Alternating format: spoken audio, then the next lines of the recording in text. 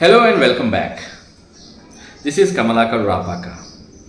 Today, I will be talking about something very useful to all English learners. As I promised in my previous video, I will recommend the best 4 YouTube channels that can help you learn English more effectively and faster. So, make sure to watch this video till the end so that you don't miss out on these great recommendations. Before I tell you my recommendations, let's take a moment to think about this. మనతో చాలా మంది చెప్తుంటారు కదండి. Many people say that they have learned English within a short span of time. చాలా తక్కువ సమయంలోనే వాళ్ళు English నేర్చుకున్నామని చెప్తుంటారు. While you may have been learning English for a long time but still struggle with fluency. Why is that? ఎందుకు అలాగా? That means they are doing something differently. Something that you might be overlooking or not practicing enough. What could that be? అదేమై ఉంటుందండి? I believe active listening and mindful practice. These two are very important to improve your English. I will talk about mindful practice in my upcoming videos. Today, let me quickly address the importance of active listening. ఎందుకంటే active listening అనేది చాలా ముఖ్యమైనటువంటి విషయం అండి. మనం మన మాతృభాషను ఎలా నేర్చుకున్నామండి? How did we learn our mother tongue? By listening to those around us. మన చుట్టూ ఉన్న వాళ్ళు మాట్లాడుతుంటే విని నేర్చుకున్నాం. The same principle applies to learning English. నేను ఈ మాట చెబితే మీలో చాలామంది మాతో మాట్లాడటానికి ఇంగ్లీష్ తెలిసిన వాళ్ళు లేరండి అని అంటారు. I know that you might not have anyone to practice speaking with, but YouTube has plenty of free content available. బోల్డ్ అని వీడియోలు ఉంటాయండి, కానీ మనం వాటిని చూడం. ఎందుకంటే ఏదైనా ఒక వీడియో కంప్లీట్గా ఇంగ్లీష్లో ఉంది అంటే we think we don't know that much vocabulary, or we fear that we don't understand their accent. This is where I want to make a point and tell you something very important. మీరు ఏ movie తీసుకున్నా లేదా ఏ programme తీసుకున్నా వాళ్ళు ఏదో ఒక విషయాన్ని మనకు communicate చేయడానికి డిజైన్ చేస్తారు. ఇక్కడ communication is more than just words. Communication అంటే కేవలం మాట్లాడే మాటలు మాత్రమే కాదండి. In fact only 7% communication comes from spoken words. Remaining 38% communication comes from tone of voice. 55% communication comes from body language. అంటే ఆ మూవీలోని ఒక సన్నివేశాన్ని మనకు కమ్యూనికేట్ చేయడానికి వాళ్ళు యూజ్ చేస్తున్నటువంటి కేవలం 7% మాత్రమే కలిగిన వర్బల్ కమ్యూనికేషన్ను అర్థం చేసుకోవటానికి, అంటే వాళ్ళు యూజ్ చేసినటువంటి వర్డ్స్ అర్థం చేసుకోవటానికి 93% ఉన్నటువంటి నాన్ వర్బల్ కమ్యూనికేషన్, అంటే మనం ఏదైతే టోన్ ఆఫ్ వాయిస్ అని చెప్పుకున్నాము, అంటే వాళ్ళు ప్రేమగా మాట్లాడుతున్నారా, కోపంగా మాట్లాడుతున్నారా, వ్యంగ్యంగా మాట్లాడుతున్నారా, ఇంకా వాళ్ళ బాడీ లాంగ్వేజ్ ఏంటి, వాళ్ళు యూస్ చేస్తున్నటువంటి జెస్చర్స్ ఏంటి, వాళ్ళ ఫేషియల్ ఎక్స్ప్రెషన్స్ ఏంటి, వీటన్నింటినీ సునిశ్చితంగా అబ్జర్వ్ చేస్తే వాళ్ళు యూస్ చేస్తున్నటువంటి లాంగ్వేజ్ను అర్థం చేసుకోవటం సాధ్యమేనండి. Here I want to tell you about an inspiring personality. Many of you might already know about American author Helen Keller. Helen Keller గురించి మీలో చాలామందికి తెలిసే ఉంటుంది కదండి. When she was just 19 months old, తను కేవలం 19 నెలల పసిబిడ్డగా ఉన్నప్పుడే she lost both her sight and hearing due to a strange fever. ఏదో విచిత్రమైనటువంటి జ్వరం కారణంగా తన చూపు వినికిడి శక్తిని కోల్పోవడం జరిగిందండి. Typically when a person completely loses their hearing, they are unable to speak because they have never heard any words. వాళ్ళు ఎలాంటి మాటలు వినలేదు కాబట్టి వాళ్ళకి మాట్లాడటం రాదు. సో అలాంటి Helen Keller with the help of a teacher only through the sense of touch. ఒక విషయాన్ని మీరు జాగ్రత్తగా గమనించాలి.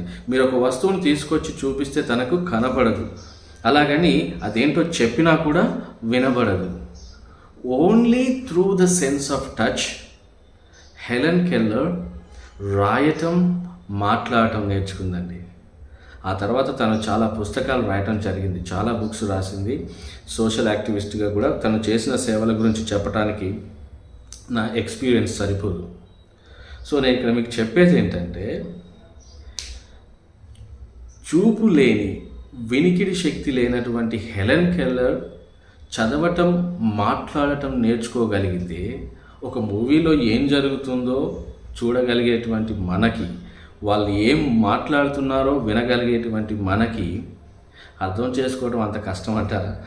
నేను ఇంత చెప్పినా మీలో కొంతమంది వాళ్ళు యూజ్ చేసేటువంటి వర్డ్స్కి మీనింగ్ తెలియకుండా చూసి నేర్చుకోమనటం భావ్యం కాదండి అని అంటారు. బట్ నేనేమంటానంటే, మీకు మీనింగ్స్ తెలియకపోయినా మళ్ళీ మళ్ళీ చూడాలి. Put aside the meanings of those words. What you must know is that these words exist in the English language. ఈ పదాలు వాళ్ళు యూజ్ చేస్తున్నటువంటి వర్డ్స్ ఏవైతే ఉన్నాయో అవి ఈ ఇంగ్లీష్ లాంగ్వేజ్లో ఉన్నాయి, నేను చాలాసార్లు విన్నాను అని మీరు అనుకున్నప్పుడే మీరు వాటి మీనింగ్ తెలుసుకుంటే అవి మీకు జీవితాంతం గుర్తుండిపోతాయండి. అలా కాకుండా మీరు అప్పుడే విన్న వర్డ్కు అప్పుడే మీనింగ్ తెలిసిపోవాలని ఎక్స్పెక్ట్ చేయడం కరెక్ట్ కాదండి. ఒకవేళ మీరు ఒక వీడియో చూస్తున్నప్పుడు వాళ్ళు యూజ్ చేసినటువంటి ఒక వర్డ్కు మీనింగ్ తెలియదు, అప్పుడు మీరు ఆ వీడియో పాజ్ చేసి డిక్షనరీ ఓపెన్ చేసి మీనింగ్ తెలుసుకొని ఆ తర్వాత మళ్ళీ వీడియో చూడటం కంటిన్యూ చేశారనుకోండి, ఇప్పుడు మీకు ఆ వర్డ్ మీనింగ్ జీవితాంతం గుర్తుండిపోద్ది అంటారా? చెప్పలేము. ఇది ఎలా ఉంటుందంటే, has anyone ever approached you asking for the time when you are at a bus stop or somewhere else? మీరు ఎప్పుడైనా ఎక్కడైనా ఉన్నప్పుడు ఎవరైనా మీ దగ్గరికి వచ్చి అయ్యా టైం ఎంత అయిందని ఎవరైనా అడిగారా? ఒకవేళ అడిగితే how many of them do you still remember? అందులో మీకు ఎంతమంది గుర్తున్నారండి? You probably don't remember any of them because you only met them once or twice in your life. వాళ్ళని నువ్వు కలిసింది 1-2 సార్లు. వాళ్ళేం గుర్తుపెట్టుకుంటారు? వాళ్ళు మీ ముందే నడుచుకుంటూ వెళ్ళినా కూడా మీరు వాళ్ళని గుర్తుపట్టలేరు, ఎందుకంటే మీరు వాళ్ళని కలిసింది 1-2 సార్లే. అలా కాకుండా ఒక వ్యక్తి మన దగ్గరికి పదే వస్తున్నాడు అనుకోండి, అతన్ని మనం చాలా ఈజీగా ఐడెంటిఫై చేస్తాం. You can easily identify that person even if he is in the crowd of 100 people. ఎందుకంటే when someone comes to us frequently you develop a familiarity with that person. ఆ వ్యక్తితో ఇతను మనకు ముందే తెలుసు అనేటువంటి ఒక ఫెమిలియారిటీ, ఆ ఫీలింగ్ మనలో కలుగుతుంది అన్నమాట. సో అది కావాలి మనకి. మనం అప్పుడే విని అప్పుడే నేర్చేసుకోవాలంటే సాధ్యపడదు. మీరేం చేయాలంటే వాళ్ళ ఎవ్రీడే కాన్వర్సేషన్లో వాళ్ళు యూజ్ చేస్తున్నటువంటి వర్డ్స్ ఏవైతే ఉన్నాయో వాటిని మీరు మీనింగ్ తెలియకపోయినా మళ్ళీ వింటూ ఉండాలి. అప్పుడు మీకు ఒక విషయం తెలుసా, చాలామంది కొన్ని వర్డ్స్కి డెఫినేషన్ తెలియకుండానే చాలా కరెక్ట్గా యూజ్ చేస్తారు, కరెక్ట్ కాంటెక్స్లో కరెక్ట్గా యూజ్ చేస్తారు. అది ఎలా అంటే అదే మ్యాజిక్. సో కాబట్టి ఏంటంటే మనం అర్థం తెలియకపోయినా సరే ఇంగ్లీష్లో ఉన్న వీడియోస్ని వాచ్ చేయాలి. మీరు అప్పుడే విన్నటువంటి వర్డ్స్కి అప్పటికప్పుడే తెలుసుకున్నటువంటి మీనింగ్స్ మీకు ఎంతకాలం గుర్తుంటాయో నాకు తెలియదు, కానీ నేను చెప్పినట్లు మీరు మళ్ళీ విన్నటువంటి వర్డ్స్కి ఆ తరువాత స్వయంగా మీరైనా లేదా ఇంకెవరి ద్వారానైనా మీనింగ్స్ తెలుసుకుంటే వాటిని మీ జీవితంలో మర్చిపోరండి. సో కాబట్టి నాకంత వొకాబ్యులరీ తెలియదని, లేదంటే నాకు వాళ్ళ యాక్సెంట్ అర్థం అవ్వదని, ఇలాంటి భయాలన్నీ పక్కన పెట్టేసి నేను మీకు రికమెండ్ చేస్తున్నటువంటి ఈ ఛానల్స్ని రెగ్యులర్గా వాచ్ చేయండి. If you watch these videos regularly, within a few days you will notice that your English skills have improved faster than you ever thought possible. So now let's start with our YouTube channel recommendations. Right, the first channel is Dorman Studios. I found this channel when he had just 1 lakh subscribers అండి. ఇప్పుడు now he has over 23.3 million subscribers. బాబోయ్, అంతేకాదండి, each of his videos gets millions of views, which shows that there is something special about his content that keeps people watching. మీరు కూడా ఈ videos చాలా enjoy చేస్తారండి. అదేవిధంగా ఇంగ్లీష్ కూడా నేర్చుకోవచ్చు. My next channel recommendation is Professor Sumita Roy's English Classroom. She's a wonderful person అండి. తన ప్రతి మాటలో ఆమె ఇంటెలిజెన్స్ అండ్ పేషెన్స్ కనిపిస్తాయి. She teaches very clearly, everything in English at a slow pace that everyone can follow. So చాలా బాగా explain చేస్తుందండి. Actually, I first learned about her a few years ago when she was a guest motivational speaker at Gampa Nageshwar Rao's Impact program. ఈ మధ్య in July 2024, she started her YouTube channel and I am very happy to see it. It can be very useful for you, so be sure to watch it. My next channel recommendation is Caught in Providence. ఇది ఒక court room show అండి. This court usually deals with small cases like parking tickets or traffic violations.